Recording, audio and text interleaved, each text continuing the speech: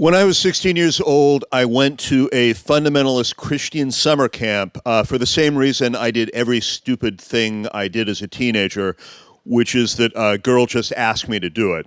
And I said yes. I had just moved to Portland from Los Angeles with my parents. I didn't know anybody at school when we moved here. It was just about to be summer vacation. I was looking at a summer where I knew absolutely nobody. And in math class one day, right before school ended for the year, this girl who I had never met before just came up to me and said, "Hey, you seem like a nice guy. A bunch of us are going to this camp this summer. Would you like to come?" And I'd always thought of summer camp as being a thing for kids and not teenagers. But I had nothing else to do that summer, and so I said, "Sure." And she said, "So you know, it is a Christian camp. But it's just Christian because the people who own it are Christian. We don't talk about religion at all." I was like, "That sounds good." And so 3 weeks later, I found myself on this boat going from Portland up the river and then up the coast into British Columbia, where it dropped us off onto this island off BC that is in the middle of nowhere. It's this amazingly beautiful camp out in the middle of the channels. There are no roads to it. The only way you can get to it is boats, and we're all going to be there for 10 days. 300 of us on this boat are going to be there for 10 days together. And it was a fantastic trip up. Like, I had the most amazing time. I got to meet and hang out over those 6 hours with all of these kids that I didn't know yet who went to my school, and they were all really, really nice. And I met this one girl who didn't go to my school, but she was beautiful, and she had this honey blonde hair, and she wore a Dodgers cap, and I felt like I'm from Los Angeles, and the Dodgers are from Los Angeles, and it just seemed like something was going to happen because of that.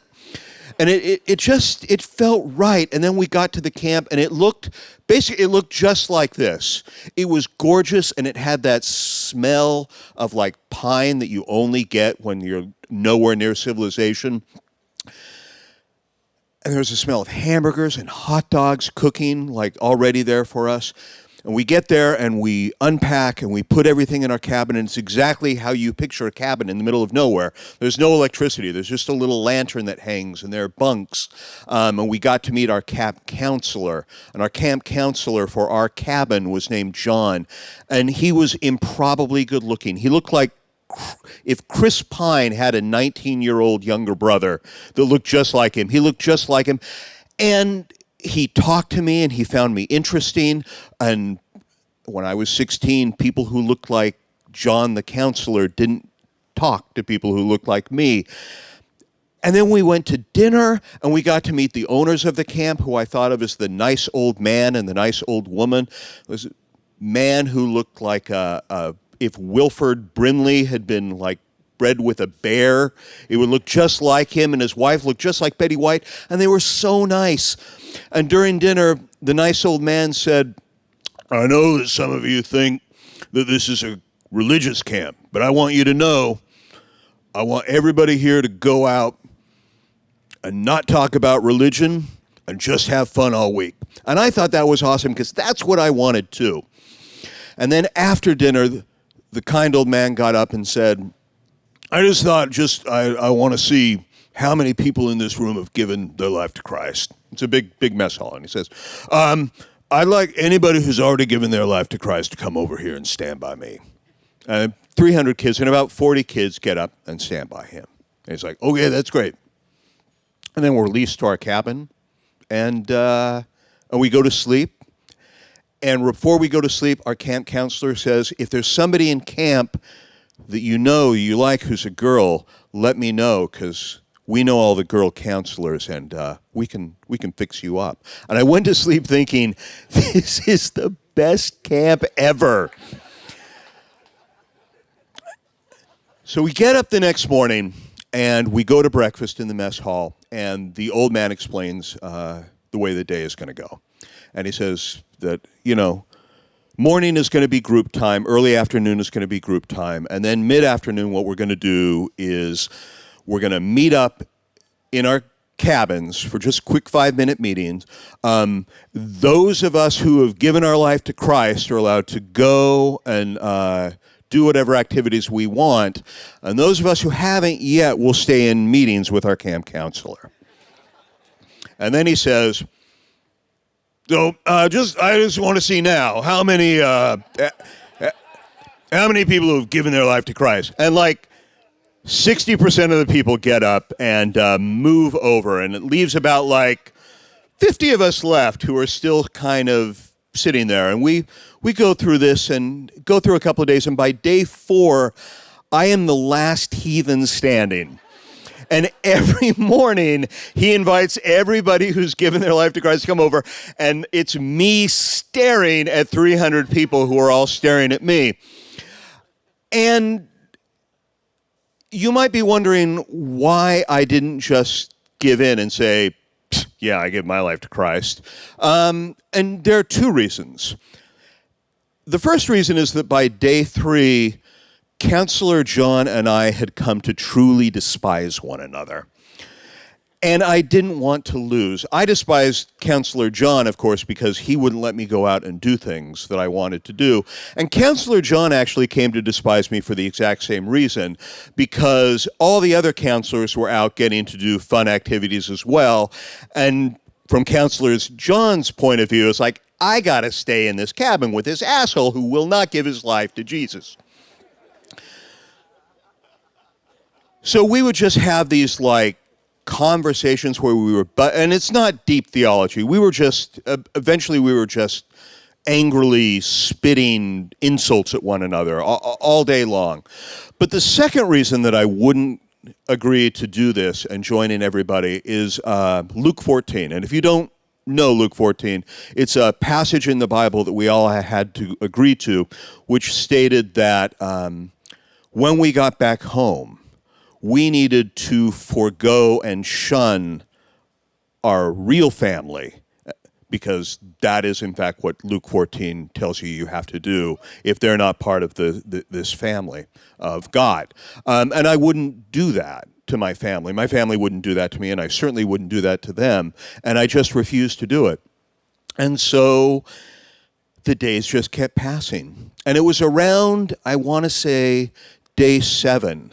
I don't actually believe that the counselors had anything to do with it or gave any explicit instructions to the other campers that were there. I think it was just that thing that happens to people when they're part of one big group and they know there is an other within them.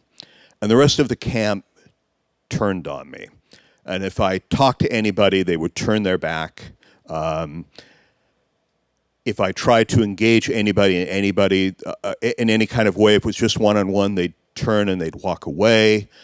By day 8, somebody decided that, my name is Tod, that begins with T and it's one syllable, and they could take the T and they could call me Tag, and that rhymed with fag, and that was funny. And then day 9, that seemed like too much, and so I just became fag to the camp. Last night of the camp, I get in to my cabin, and John is there, and he seems in a surprisingly good mood. And I think it's because it's our last night together, and he's going to get new campers, and he's going to have a real life again. But instead, as soon as I get there, he leaves, and the kind old man comes in. And the kind old man sits me down, and he sits down next to me, and his face is about this far away from me. And he says, "Young man, I don't think you know this, but Satan has taken your heart, and he's shriveled it, and he's shrunken it, and now you barely have a heart at all. And you have one chance, and that chance is right now tonight. You have one chance to give your life to God, and if you don't, you will never have another chance again. Ever. You will go through life wanting to believe in God and not be able to. But worse than that, people who don't believe in God are people that no one loves. And you are going to go through your life with your shriveled, shrunken heart. and no one will ever love you. They'll tell you they love you, but you'll know deep inside that they do not. And the thing of it is, I believed him. I really, in that moment, I actually believed him. And I could suddenly feel my heart being this shriveled and shrunken, dried up thing. But I figure in for a penny, in for a pound. And I say no. And he nods, shakes my hand, walks out. And I never see the kind old man again. And the next day we get on the boat for the 6-hour ride back to Portland. Nobody will talk to me still. And it's different now. For all this time, I had this thing where part of my identity was the guy that fought with Counselor John. But now there's no Counselor John. Now I'm just the guy that nobody likes. So about 5 hours into the boat ride home, this boat is like 3 different levels. There's 2 levels where you can like open out and you can kind of see the sea, and then there's a bottom level where all the luggage is. And so I go down to the bottom level where there's just the luggage and hardly anybody there. And I decide, what the hell? I'm going to give it a shot. Because everybody told me the moment I did it, the moment I invited God into my heart, I would feel it, and I would suddenly be happy, and I would never not be happy again. And so I got down on my knees by myself, and I said, Jesus, please enter my heart. I want to believe in you. I want to be your follower. And then nothing happened. I didn't feel anything. I didn't feel different. And it sounds crazy, but at that moment, it seemed obvious to me that the only possible reason that I would feel nothing was that God and Jesus had rejected me. Which is weird, because that's like Jesus' thing. Like, it doesn't matter what you've done. Like, he's willing to accept and forgive you if you're anybody but me. And I just broke down. It's like the stress of the entire week finally caught up with me, and I broke down, and I started sobbing. And maybe it was for 2 minutes, or maybe it was for 20 minutes. I don't know.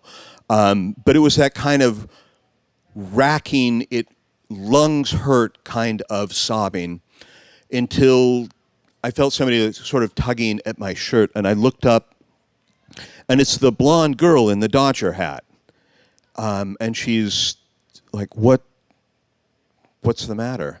And I had no pride, and I just told her, I said, I've given my life to God, and God won't have me. And I'm still crying, I'm still weeping, and I don't know what to do. And she has this look in her face, and she just kind of smiles, and she bends down, and she kisses me. And it's not like a kiss I've ever had before at 16 years old. It is sweet, and it's gentle, and it's wet, and it's sexy, and it just lingers. And then she pulls her head back, and she says, it's going to be okay. And she sits down next to me, and she interlocks her hand with mine, and we don't say anything. We just stay there for however much longer it is we get to Portland. And then we're in Portland, and we say goodbye, and I swear, I don't remember. Did I never know her name? Have I forgotten her name? I don't even know anymore. I went back to school that fall. Everybody who had given their life to Christ recognized me as the guy they didn't know what I'd done in the bottom of the boat, and suddenly I was the cool kid at school because I was the only one who they believed had never caved. And they never knew that I actually had. And the other thing that they never knew is that the old man was actually right about one thing. I actually have spent the rest of my life wanting to believe in God and not being able to. Sometimes I just think it would be nice. Other times, both of my parents passed away wasting to terrible, terrible cancers, and I would have given anything in those times to believe. But no matter how hard I try, I really can't believe in God. But that kiss aboard that ship, to this day, I believe in that kiss to the bottom of my shriveled, shrunken heart. Thank you. Give it up for Tod.